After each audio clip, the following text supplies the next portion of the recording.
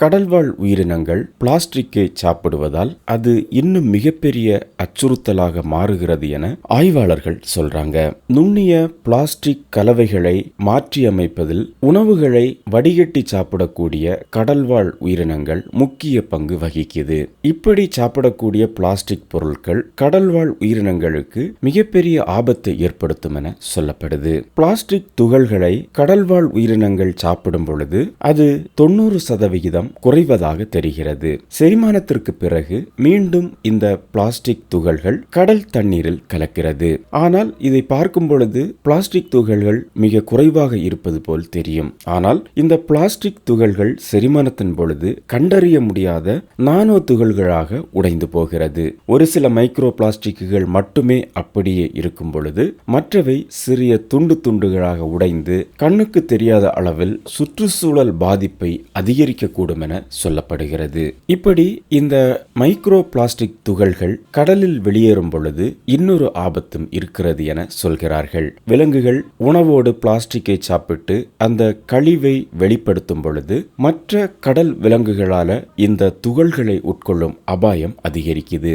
மேலும் இந்த micro plastic bacteria வளர்ச்சியை ஊக்குவிக்குது. இது கடலில் இருக்கக்கூடிய கன உலோகங்கள் எஞ்சிய கரிம சேர்மங்களோடு மாசுபடுத்தி அதோடு மிக வேகமாக இந்த பிளாஸ்டிக் கழிவுகளை ஒட்டிக்கொள்ள அனுமதிக்கிறது. இது மிகவும் ஆபத்தானது. சுற்றுச்சூழலுக்கு பல்வேறு பிரச்சனைகளை ஏற்படுத்தும் என ஆய்வாளர்கள் சொல்கிறார்கள். இப்படி வெளியேறக்கூடிய பிளாஸ்டிக் நானோ துகள்கள் நம்ம சாப்பிடக்கூடிய எல்லா கடல் உயிரினங்களிடமும் காணப்படுகிறது.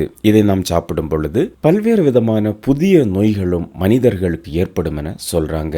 பல்வேறு கடல் உயிரினங்களுக்கு அத்தியாவசியமான ஊட்டச்சத்து கடலில் வாழக்கூடிய பிற உயிரினங்கள் வெளியேற்றக்கூடிய கழிவு. வழக்கமா கடல்வாழ் உயிரினங்கள் வெளியிடக்கூடிய கழிவு மெதுவாக மூழ்கி கடலில் இருக்கக்கூடிய எல்லா உயிரினங்களுக்கும் உணவளிக்கும். ஆனா மைக்ரோ பிளாஸ்டிக் சேர்ந்த கழிவு கடலில் மிக வேகமா அடித்தளத்தில் செல்கிறது. இதனால் பல கடல்வாழ் உயிரினங்களுக்கு முக்கியமான உணவு ஆதாரம் இழந்து போகிறது என ஆய்வாளர்கள் சொல்கிறார்கள். அது மட்டுமல்லாமல் மிக வேகமா இது மூழ்குவதால மைக்ரோ பிளாஸ்டிக் கடல் முழுவதும் சமமா சிதறாமல் இதை வடிகட்டக்கூடிய உயிரினங்களுக்கு அருகில் குவிகிறது. இந்த உருவாக்கம் கடற்பரப்புல கார்பன் மற்றும் நைட்ரஜன் அளவை அதிகரிக்க வழிவகுக்கும் எனவும் சொல்றாங்க.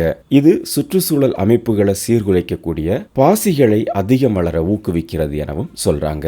மைக்ரோ பிளாஸ்டிக்கின் மாசுபாடு இதற்கு முன்பு இருந்ததை விட மிகவும் சிக்கலாக இருக்கிறது என ஆய்வுகள் சொல்வதாக சொல்றாங்க. உயிரியல் செயல்முறைகள் மூலம் பிளாஸ்டிக்கின் மாற்றம் கடல் சூழல்கள்ல எதிர்பாராத விளைவுகளை ஏற்படுத்துது. கடல் சூழல்ல இந்த பிளாஸ்டிக் மாசுபாடு பல்வேறு விதமான நம்ம எதிர்பாராத பரிமாணங்களை கொண்டிருக்கு. ஒரு சில நேரங்கள்ல நம்மாலோ இல்லது சுற்றுச்சூழலாலோ அதை பிளாஸ்டிக் என அடையாளம் கூட காண முடியாத அளவிற்கு மாறுவதாக ஆய்வாளர்கள் சொல்றாங்க. இப்படி ஏற்படக்கூடிய மைக்ரோ பிளாஸ்டிக் மாசுபாடு கடல் சுற்றுச்சூழல் அமைப்புகள்ல மிக வேகமா ஊடுருவுது. இது உணவு சங்கிலியை சீர்குலைத்து சுற்றுச்சூழலுக்கு தீங்கு விளைவிக்கும். நம்ம பயன்படுத்தக்கூடிய பிளாஸ்டிக் எந்த விதத்தில் இருந்தாலும் அது நமக்கே மிகப்பெரிய அச்சுறுத்தலாக மாறும் என்பதற்கு இப்படிப்பட்ட ஆய்வுகளே மிக முக்கிய உதாரணமாக இருக்கிறது. வரும் காலங்களில் இந்த மைக்ரோ பிளாஸ்டிக் மிகப்பெரிய ஆபத்தாக மாறும் என்பதில் எந்த மாற்றமும் இல்லை என ஆய்வாளர்கள் சொல்றாங்க. பிளாஸ்டிக் பயன்பாடை நாம் குறைக்கும் வரைக்கும் இதில் எந்த மாற்றமும் இருக்காது. அழிவு மிக வேகமாக வரும் எனவும் சொல்றாங்க.